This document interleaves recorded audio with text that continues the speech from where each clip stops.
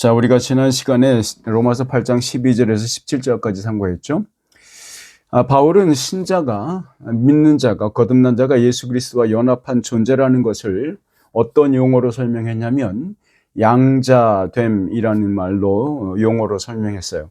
구원받은 신자는 성삼위 하나님께 빚을 진 존재로 살아가는 거죠. 그러므로 우리는 무서워하는 종의 영이 아닌 양자의 영으로 인도함을 받는 존재입니다. 자, 그리스도와 함께 공동 상속자가 됨으로써 아버지 하나님을 우리가 그 아버지 하나님의 영광을 물려받는 존재가 되었죠. 또한 그의 아들이 고난을 통해서 영광을 얻었듯이 예수에게 연합한 우리도 그의 고난에 동참하는 삶을 살고 있죠. 이어지는 오늘 본문 말씀은 예수님의 고난에 참여하는 일이 가져올 두 가지 영광에 대해서 말하고 있죠. 먼저는 신자가 그리스도의 고난에 동참하는 일이 피조물에게 가져다 줄 영광을 말하고 있습니다. 피조물에게 가져다 줄 영광. 그러니까 우리가 신자가 그리스도의 고난에 동참하는 일, 그것은 어떤 영광을 가져오는가? 그 영광을 가져다 주는데 피조물에게 어떤 영광을 가져다 주는가? 그거가 먼저고요. 두 번째는 이미 성령님의 처음 익은 열매를 이미 받은 우리들이 고대하고 있는 영광이 있습니다. 그게 뭐라고 표현되어 있냐면 몸의 속량이라고 표현되어 있죠. 그러니까 두 가지 영광이 있어요. 우리가 예수 그리스도의 고난에 동참함으로써 우리가 얻을 수 있는, 경험하는 두 가지의 영광이 있는데, 첫째는 피조물이 얻을 영광이고요. 둘째는 우리 몸의 속량, 이 두 번째 것이 그 두 번째 영광입니다. 이 두 가지를 오늘 함께 알아보려고 합니다. 여러분, 오늘 본문은 매우 생소한 주제처럼 느껴질 만한 거죠. 왜냐하면 우리가 자주 고민하는 주제가 아니기 때문에 그렇죠. 우리는 보통 피조물들과 한 인간이 구원받은 것과 앞으로 이룰 구원이 어떤 상호작용을 하는지에 대해서는 그리 많이 고민해 보진 않았죠. 그러니까 여러분, 우리가 구원받은 여러분과 제가 영혼을 가진 존재인 저희하고 그 다음에 피조물들, 그러니까 우리가 예수 그리스도로 인해서, 성령으로 인해서 구원받는 그 작용이, 그 구원이 피조물들과 어떤 연관성을 갖고 있는가, 피조물들과 어떤 연계성을 갖고 있는가, 그것에 대해서는 우리가 자주 생각해 보지 않기 때문에 좀 생소할 수 있겠다, 이 말입니다. 자, 우리 모두는 예수 그리스도에게 연합된 존재들입니다. 그로 인해서 구원을 얻은 자들이죠. 그러나 우리가 받은 구원을 과소평가해서는 안 돼요. 왜냐하면 하나님께서는요, 자신에게서 사랑받는, 그리고 자신의 형상을 닮은 인간을 구원하시고자 작정하셨고, 그것을 누구를 통해서 실행하셨냐면 자기 자신의 아들 예수 그리스도를 통해서 실행하셨기 때문에 그렇습니다. 그러니까 여러분과 제가 받은 그 구원은, 우리가 그 삶을 사는 이 구원의 삶은 절대로 과소평가돼서는 안 된다, 이 말입니다. 왜냐하면 그 아버지 하나님이 아들을 내줌으로써 얻은 구원이기 때문에 그렇습니다. 여러분, 이 구원은 한 개인의 영혼을 구원하는 일에서 끝나거나 혹은 그 힘이 멈춰지지 않아요. 다시 말씀드릴게요. 우리가 받은 구원은요, 여러분 개인의 한 영혼을 구원하는 데만 능력이 멈춰지는 게 아니고요, 여러분 한 사람을 구원하는 것만 가능하고 효율적이고 능력을 행사하는 그런 힘이 아니라고요. 오히려 여러분과 구원을 받은 여러분과 나를 넘어서는 힘이 있다, 그 얘기입니다.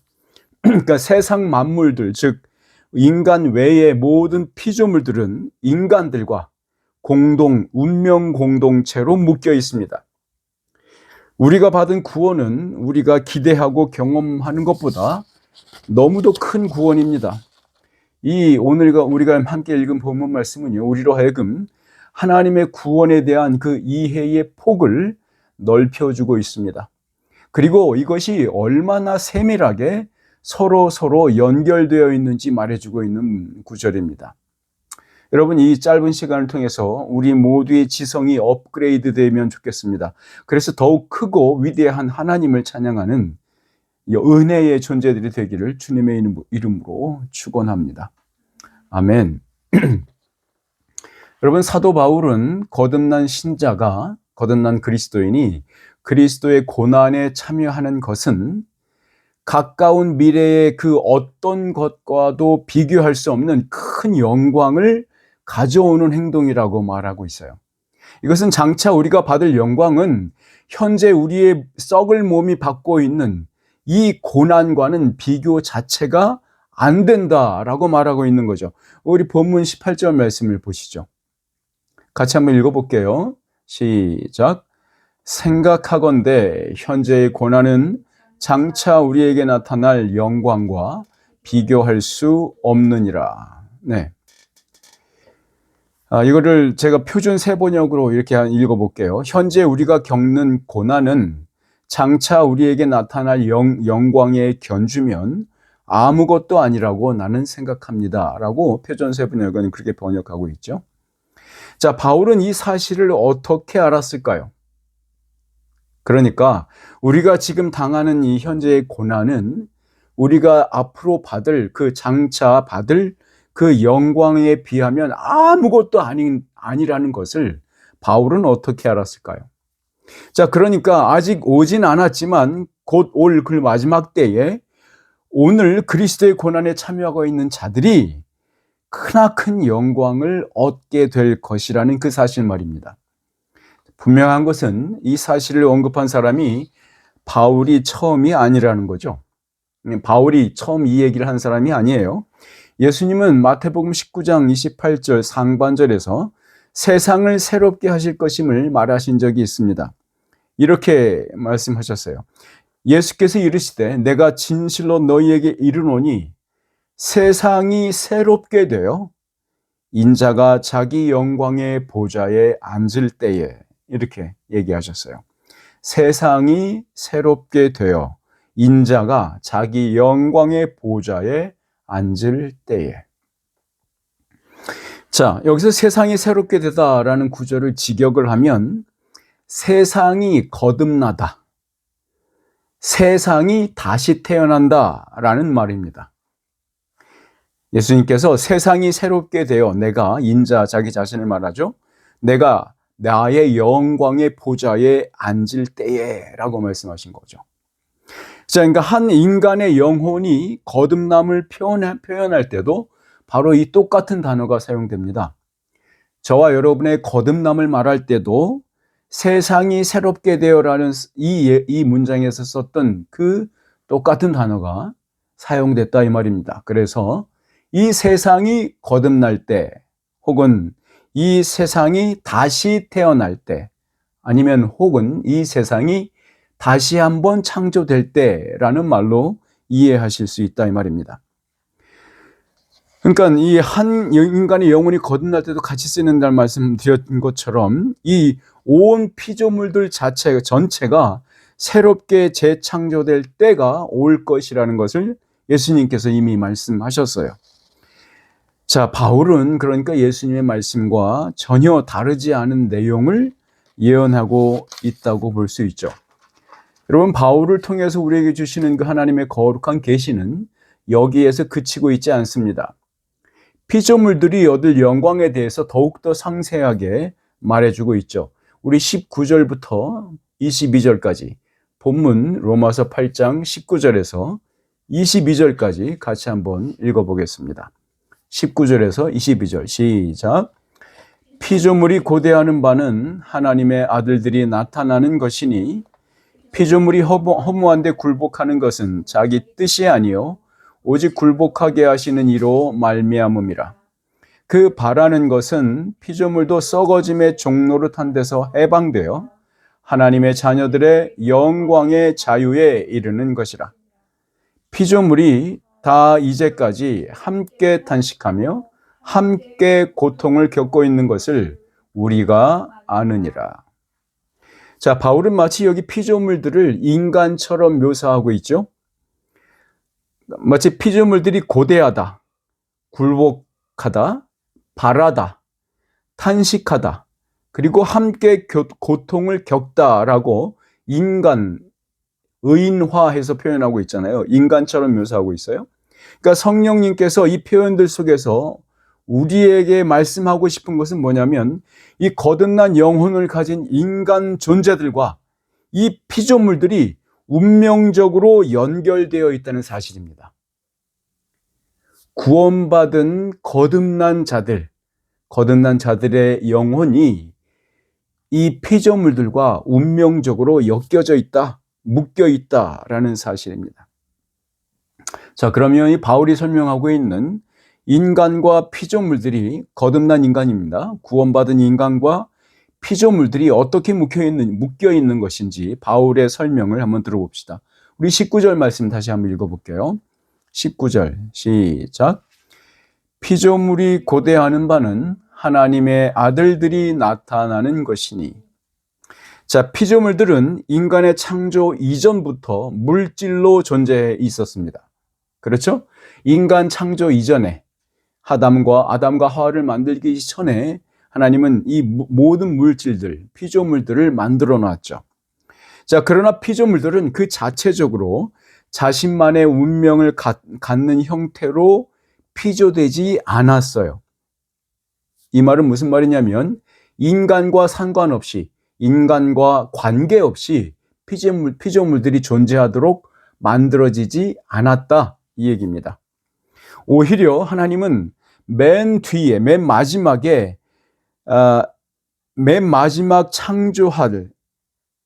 창조되는 그 인간에게, 맨 마지막에 창조될 인간에게 앞에 미리 창조된 모든 것들을 무엇으로 묶어주셨냐면 말씀으로 묶어주셨어요. 그러니까 하나님께서는 먼저 창조한 모든 물질들을 맨 마지막에 창조하시는 아담과 하와에게 말씀으로 묶어주셨다, 이 말입니다. 언약으로 묶어주셨다. 그러니까 이것은 피조된 만물이 인간의 운명과 엮여 있는, 피조물들은 마치 인간에게 기생하고 있는 기생물과도 같다고 이해할 수 있는 거예요. 여러분, 기생충 생각하지 마시고요. 기생물, 숙주가 따로 있는 것처럼 말이죠. 그러니까 숙주가 죽으면 모든 숙주에 딸려 있는 기생물도 다 죽을 수밖에 없는 운명, 그렇게 운명이 이렇게 묶여져 있다, 그렇게 연결되어 있는 두 존재다, 이런 얘기입니다. 여러분, 우리가 고난 속에 있지만 이 고난이 지나간 후에 우리 신자된 우리가 기대하고 있는 장차 있을 영광은 피조물들의 회복 혹은 피조물들의 구원까지 확장된다는 것입니다. 이해하시겠죠? 여러분, 우리가 기대하는 장차 있을 영광 중에는 뭐가 있냐면, 이 피조물들도 회복한다, 완전히 원래의 상태로 회복되는 구원이라는 영광을 맛보게 된다는 겁니다. 그러면 이 피조물들의 현재 상태는 어떤 것인지, 바울이 뭐라고 설명하는지 우리 20절 말씀을 통해서 한번 볼까요? 20절 같이 읽겠습니다. 시작. 피조물이 허무한 데 굴복하는 것은 자기 뜻이 아니요 오직 굴복하게 하시는 이로 말미암음이라. 여러분, 피조물들은 인격체가 아님으로써 자기의 의지와 뜻을 행사할 수 있는 존재가 아니에요. 오로지 천지 만물의 창조자이신 그 하나님의 뜻에 따라서 지금 어떻게 하고 있다? 허무한 데 굴복하고 있다라고 말하고 있죠. 여기서 허무함이라고 쓴 것은요, 썩고 없어지는 운명을 말하는 겁니다. 마치 우리가 자연의 이치야라고 말하는, 지금 우리가 생각하는 이 자연들 바라보면서, 아, 그렇지, 나무가 썩어서 죽고 먼지가 돼서 다시 자연으로 돌아가는 걸 보면서, 아, 그래, 이게 자연의 이치야라고 말하고 있는 그것 말입니다. 자, 그것은 하나님의 뜻에 따른 지금 허무한 데 굴복하고 있는 이 피조물들의 운명을 그대로 그 운명을 우리는 지금 자연의 이치야라고 표현하고 있다 이 말입니다.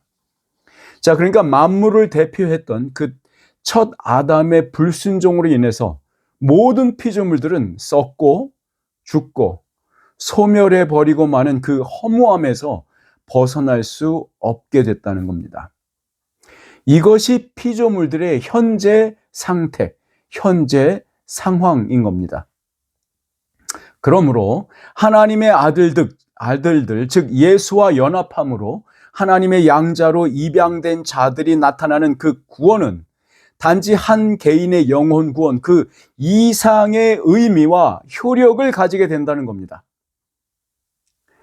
자, 그러니까 바울은 이 한 영혼의 현재적 구원이 종말론적인 사건이라고 말하고 있는 거예요.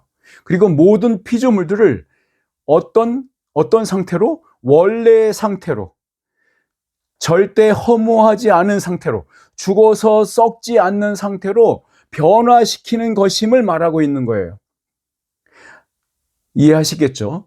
저와 여러분이 구원받은 자로 거듭나는 이 일, 예수 그리스도의 구원의 양자로, 하나님 앞에 양자로 들어가는 입양되는 이 구원의 일은 단지 나 자신, 여러분의 개인의 영혼 하나만 구원하는 데 멈추고 있지 않고요, 오히려 그 영혼이 그리스도의 고난에 동참함으로써 앞으로 올 영광을 바라보게 되는데, 그 영광 속에는 어떤 영광이 있다?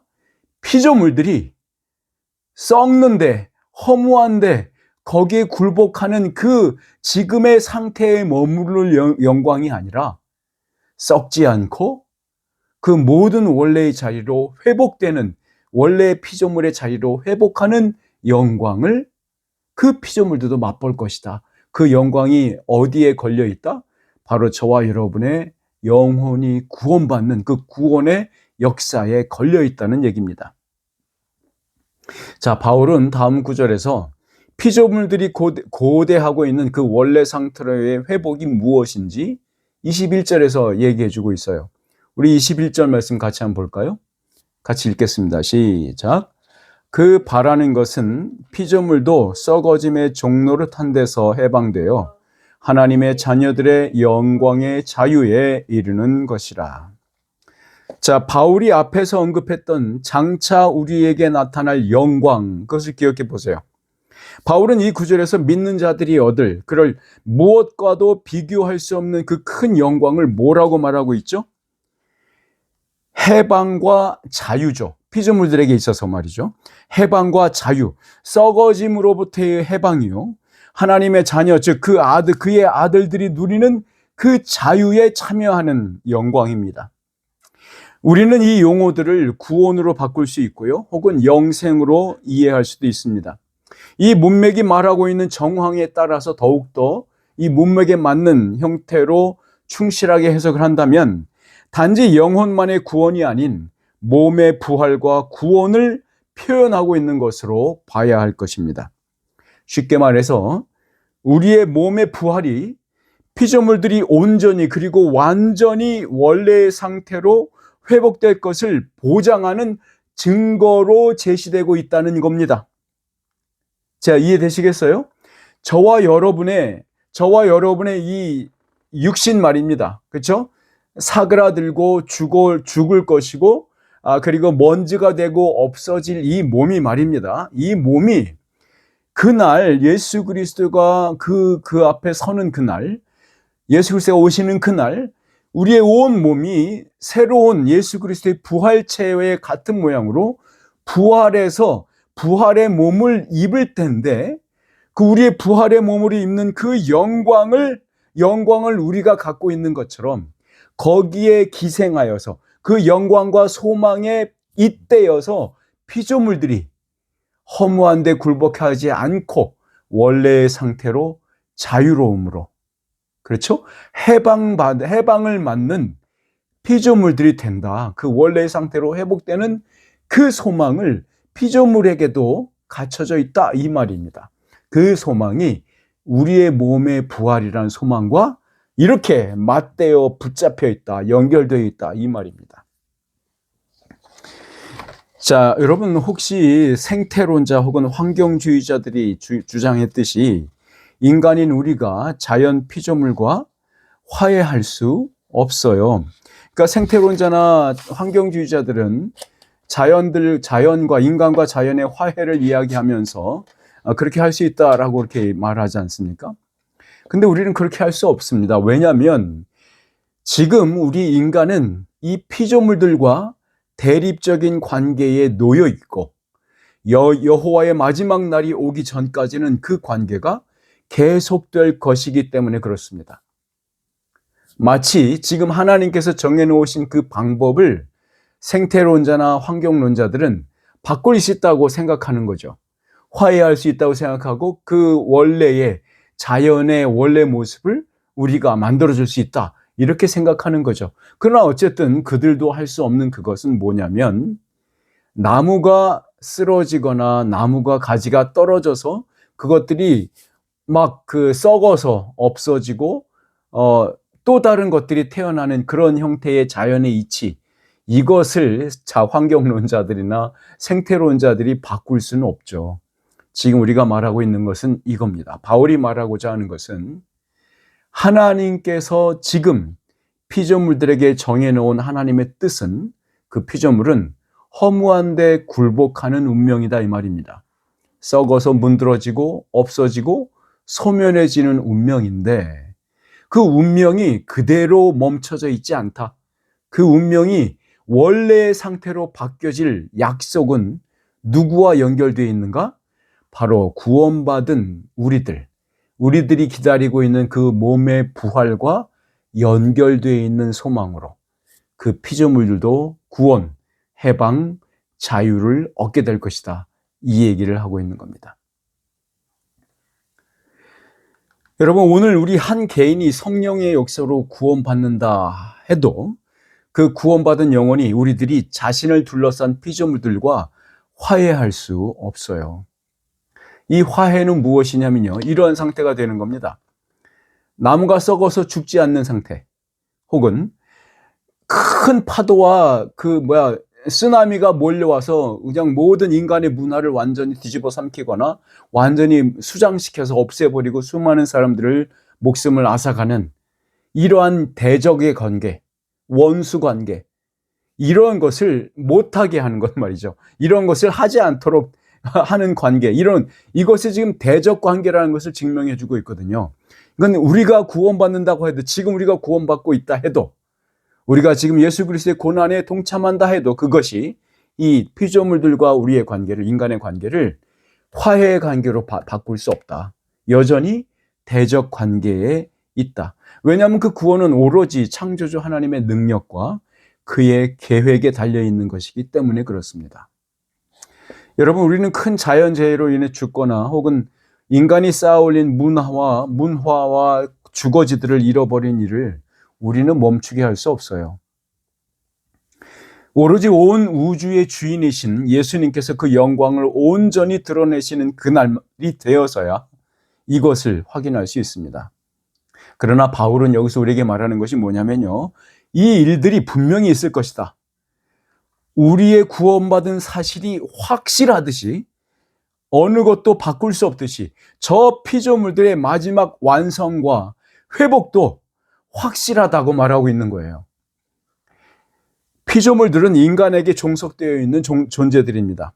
피조물들은 인간의 타락으로 죽음의 썩음과 허무함 속에 갇혀 있는 물질들입니다.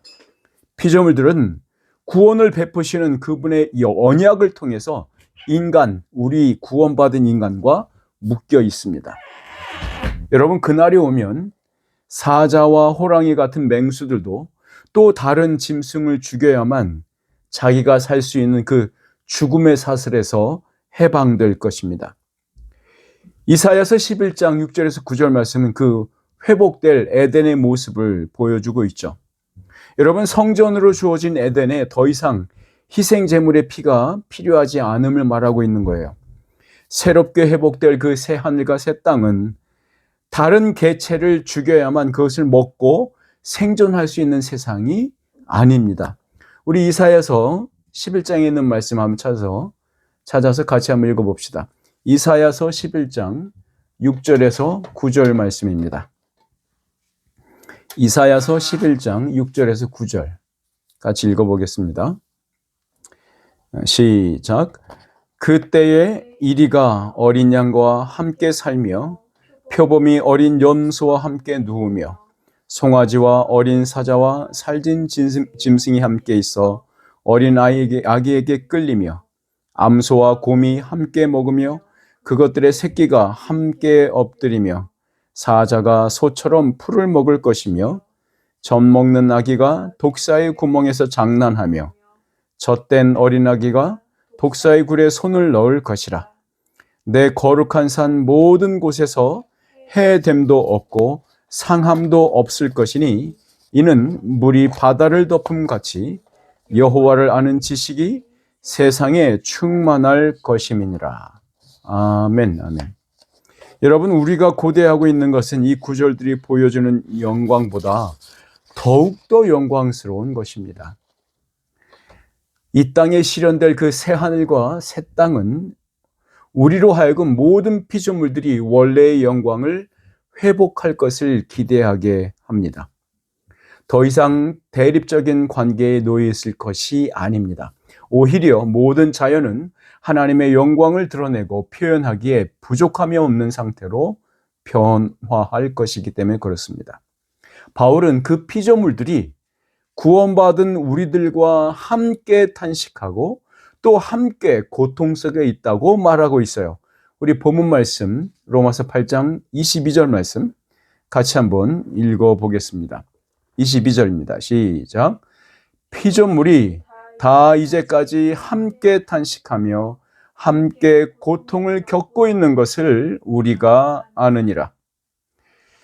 여러분, 밤 사이에 이슬이 촉촉히 내린 깊은 산속의 아침에 풀을 뜯으러 나온 사슴의 호흡은 바로 이 탄식이라고 말하고 있는 겁니다. 또한 정글 속에서 왕노릇하고 있는 그 사자의 숨소리도 탄식이라고 말하고 있는 거예요.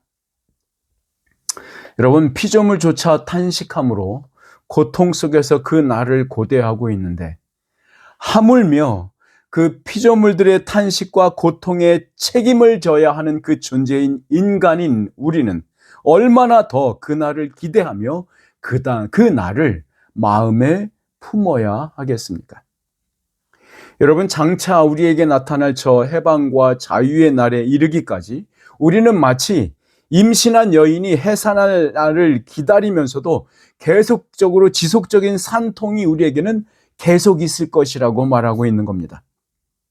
여기서 바울이 강조하고자 했던 것은요, 피조물들의 탄식은 그것들이 끝장나는 것으로 혹은 먼지처럼 소멸되는 것으로 끝나지 않을 것이라는 겁니다.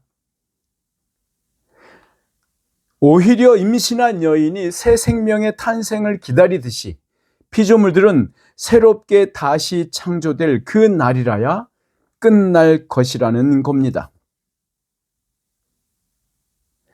여러분, 제가 이 말씀 드린 것은 탄식하며 함께 고통을 겪고 있는 것, 이 탄식이 어느 때 쓰여지는 거냐면 지금 말씀드린 것처럼 임신한 여인이 산통을 겪고 있을 때 쓰는 그 용어, 산통, 그것을 여기서 쓰고 있기 때문에 이렇게 말씀드리는 겁니다. 그러니까 없어지고 소멸되는 그러한 끝장을 피조물들이 기대하고 있는 게 아니라 새롭게 태어날 그 재창조, 피조물들의 재창조로 마무리될 것을 피조물들이 탄식 속에서 기다리고 있다는 겁니다. 여러분, 이 기다림은 말로 표현할 수 없는 그 새 생명의 탄생이 주는 기쁨을 고대하는 기다림이에요.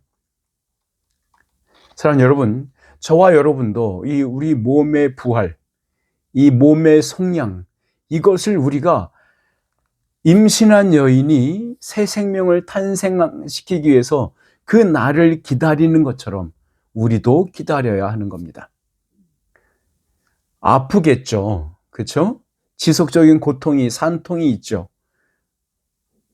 그런데 그 산통은, 그 고통은 단순히 죽음으로 이끄는 고통, 허무하게 끝나버리는, 그것으로 끝장나버리는 고통이 아니잖아요. 새로운 생명이 태어나는 기쁨을 맞이하는 고통이잖아요. 그 기쁨을 기다리는 고통이잖아요. 바울이 지금 그 얘기를 하고 있는 겁니다.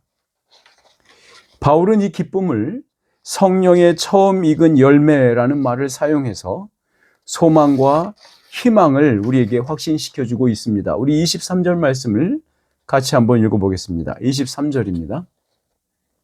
시작. 그뿐 아니라 또한 우리 곧 성령의 처음 익은 열매를 받은 우리까지도 속으로 탄식하여 양자될 것, 곧 우리 몸의 속량을 기다리느니라. 자, 여러분, 우리는 이 구절을 대함에 있어서 좀 더 신중함을 가져야 합니다.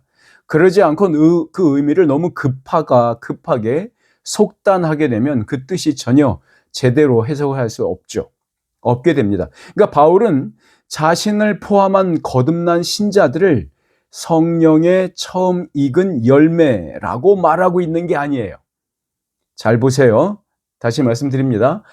우리가 성령의 처음 익은 열매가 아니에요. 우리를 뭐라고 표현했어요? 성령의 처음 익은 열매를 받은 자라고 써 있잖아요. 이해하시겠죠? 우리 자신은 성령의 처음 익은 열매가 아니라 그 성령의 처음 익은 열매를 받은 자라고 얘기하고 있다는 걸 주의하셔야 됩니다. 자, 그러니까 우리는 그 값을 지불한 당사자가 아니지만 마치 우리를 대신하여서 돈을 지불한 사람이 있다는 거죠. 바로 이 성령의 처음 익은 열매가 바로 그 사람이에요.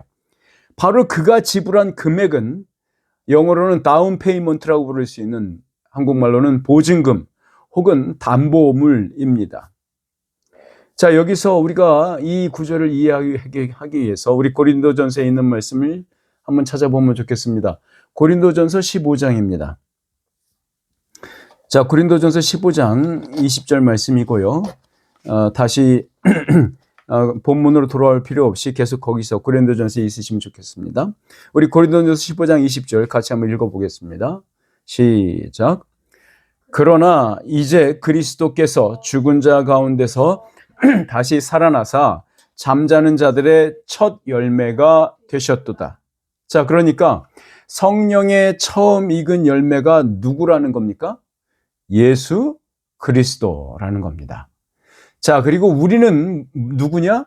바로 그 처음 익은 열매인 예수 그리스도를 받은 자다. 아시겠죠? 자, 그러니까 우리를 대신해서 그 모든 금액을 다 갚은 분께서 우리에게 마치 그 영수증을 주었다는 얘기예요. 다운 페이먼트를 페이하고 나서 그 보증금을 맡겨놓은 영수증을 우리에게 준 것처럼 담보물을 맡겨놓고 그 담보물의 영수증을 우리에게 주셨다, 이 얘기예요. 우리는 그 영수증을 받은 사람들이야. 그 담보물을 맡겨놓은 그 저장증이라고 할까요? 그 증을 우리에게 주셨다, 이 말입니다. 그러니까 예수로 인해서 모든 비용이 선결제되었음을 증명하는 영수증을 받은 거죠. 물론 피조물들은 이 영수증을 받을 필요도 없고 받아야 할 어떤 조건도 성립하지 않죠. 그러니까 예수 그리스도의 부활은 우리의 몸이 부활할 것이 기정사실이며 확실히 벌어질 일임을 증명하는 역사적 사건입니다. 그러니까 피조물들의 운명은 앞으로 부활의 몸을 가질 성도들에게, 우리에게 종속되어 있습니다. 그렇기에 바울은 여기서 우리 모두가 피조물들이 탄식하며 그 해산의 날을 기다리는 것처럼 우리까지도 속으로 탄식하며 양자될 것, 즉 몸의 속량을 기다린다고 말하는 거예요. 인간의 육체는 참으로 약하기 그지없죠. 어떤 육체도 세월을 이기지 못합니다. 또 어떤 몸도 내부로부터의 질병과 외부의 충격을 견뎌내지 못합니다. 그것이 인간의 몸이죠. 비록 우리 모두는 완전하고 온전한 구원을 이미 받았습니다.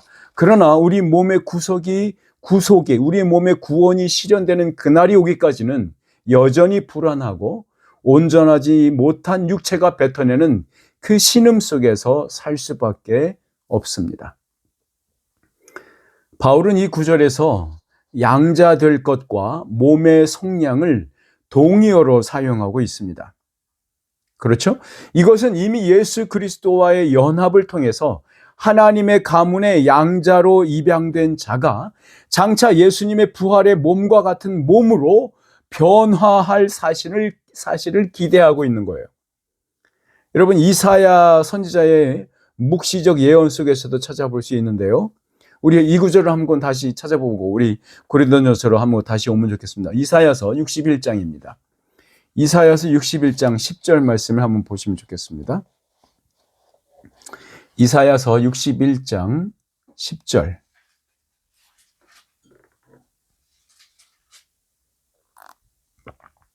이사야서 61장 10절 같이 한번 읽어볼게요. 시작. 내가 여호와로 말미암아 크게 기뻐하며 내 영혼이 나의 하나님으로 말미암아 즐거워하리니 이는 그가 구원의 옷을 내게 입히시며 공의의 겉옷을 내게 더하심이 신랑이 사모를 쓰며 신부가 자기 보석으로 단장함 같게 하셨음이라. 여러분, 신랑과 신부의 결혼식이라는 그림 언어하고 또한 하나님께서 주권적으로 우리에게 구원의 옷을 입히시고 또 그 위에 공의의 겉옷을 더하시는 장면은 본질적으로 같습니다.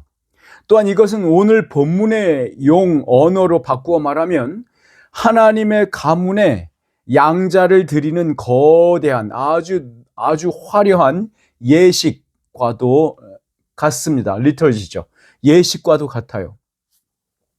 여러분, 여러분이 잘 아시는 그 주인이 있죠. 그 주인은 그 아버지라고 말씀드리죠. 그 아버지는 많은 증인들 앞에서 이 사람을 자신의 아들로 선포하고 있죠. 그 증명이 되는 손가락질을 끼워주고 있고 자기의 가장 귀한 겉옷을 그에게 입혔죠. 마치 탕자가 돌아온 후에 그 아버지는 다시금 그 자식을 자신의 아들임을 입증하듯이 마치 양자로 다시 드리듯이 자기의 귀한 옷을 내어주어 그에게 입히고 있는 것처럼 말입니다. 성도 여러분, 이것은 우리에게도 동일하게 펼쳐질 일입니다. 여러분과 저는 이미 양자의 영을 받았으므로 우리는 아빠 아버지라고 부르질 수 있어요. 또한 하나님 아버지께 속한 영생을 공급받아 살고 있으며 또한 주님의 생명으로 살아가고 있죠. 우리가 예수 그리스도의 남은 고난에 참여함으로 또한 그와 함께 영광을 얻게 됩니다. 그렇게 함으로써 우리는 그리스도와 함께 하나님 아버지의 상속자인 것을 증명해내죠. 여러분, 이 놀라운 양자됨은 우리를 양자 될 것으로 인도하고 있어요. 이미 양자로 입양된 우리는 또다시 양자 될 것이 의미하는 우리 몸의 속량, 즉 몸의 구원을 기다리고 있는 것입니다. 그러니까 바울은 이 양자됨이라는 말을 거의 칭의와 성화, 이 모두를 가리키는 말로 사용하고 있어요. 여러분, 바울은 이 놀라운 통찰을 도대체 어디서 어떻게 얻게 된 것일까요? 아니, 뭘 믿고, 아니, 뭘 보고 이토록 확신과 감격에 휩싸인 채 이러한 계시를 우리에게 전하고 있는 것일까요? 여러분, 그 답은 바울이 사용한 그 용어인 비밀에 있습니다. 미스테리온이라는 헬라어는 미스터리라는 영어로 바꾸어서 사용되고 있죠. 동일한 히브리어 단어는 소드라고 부릅니다. 여러분, 이 비밀은 하나님의 어전 회의를 보고 거기서 논의되고 있었던 내용을 듣고 또 그 신적 권위의 메시지를 전달하라고 보냄받은 자가 사용했던 말이 바로 이 미스테리온, 신비, 비밀 혹은 소드, 히브리의 소드입니다. 비밀이라고 표현된. 여러분, 구약에서 미가야 선지자, 이사야 선지자, 예레미야 선지자, 또 다니엘 선지자들이 바로 이러한 어전회의를 목격한 자들입니다. 신약에서는 또 누가 있죠? 바울 자신도 이 광경을 목도했고, 여러분 잘 아시는 요한계시록을 기록한 사도 요한도 바로 여기에 들어가죠. 그들이 말하고 있는 이것이 바로 이 비밀이라는 말을 쓰고 있는 겁니다. 그러니까 오늘 본문에서 사용된 양자의 영 혹은 양자 될 것이라는 말들은 바울 자신이 비밀을 본 자로서 우리에게 전달하고 있다 이 말입니다. 이 바울의 비밀이라는 말은 하늘 어전회의에서 결정되어서 때가 되어 계시된 하나님의 구원 계획입니다. 이미 하나님의 어전회의, 신적 회의에서 디바인 카운슬이에요. 그 디바인 카운슬에서 이미 결정되었는데 그 결정된 내용이 이미 때가 되었어요. 때가 차서 우리에게 계시된 이 선지자들을 통해서 계시된 바울과 요한을 통해서 계시된 하나님의 구원 계획, 이것이 비밀입니다. 여러분, 재밌는 감사하고 흥미로운 것은 이 구약의 어전 회의는 더 이상 감추어져 있지 않습니다. 어떻게 우리에게 드러납니까? 하나님의 통치와 다스림으로 이 신약 세대에 드러나기 시작한 거죠.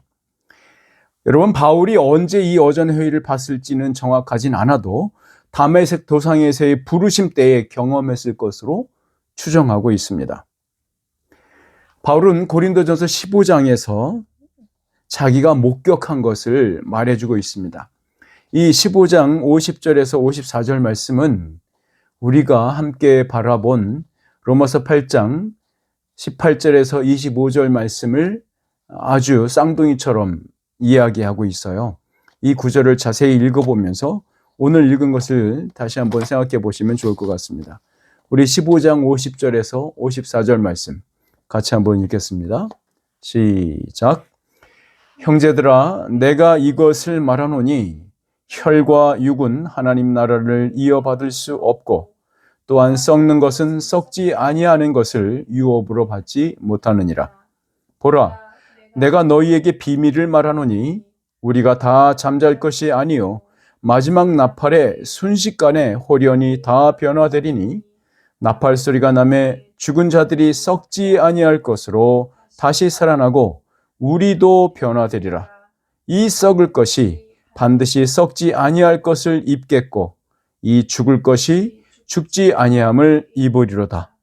이 썩을 것이 썩지 아니함을 입고 이 죽을 것이 죽지 아니함을 입을 때에는 사망을 삼키고 이기리라고 기록된 말씀이 응하리라. 아멘. 사랑하는 여러분, 우리는 썩지 않을 사람들입니다. 우리는 그리스도와 함께 누릴 그 최종 승리를 위해 바로 오늘을 참고 견디셔야 합니다. 여러분, 우리 모두는 이 선지자와 사도의 터 위에 서 있는 사람들입니다. 그들이 본 비밀들과 어전 회의들은 거룩한 말씀으로 우리 앞에 지금 놓여 있습니다. 사랑하는 여러분, 이 비밀을 간직하며 사는 자들에게는 꺾이지 않는 소망과 실망하지 않는 사랑의 힘이 넘쳐납니다.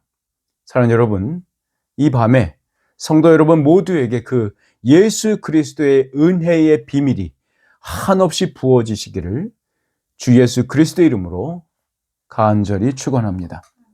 기도하겠습니다. 전능하신 아버지 하나님, 짧은 시간 동안 주의 말씀을 상고해 보았습니다. 우리를 양자로 들이시고 또한 마지막 날에 또다시 양자 될 것을 우리에게 그 비밀을 알려주심을 감사드립니다.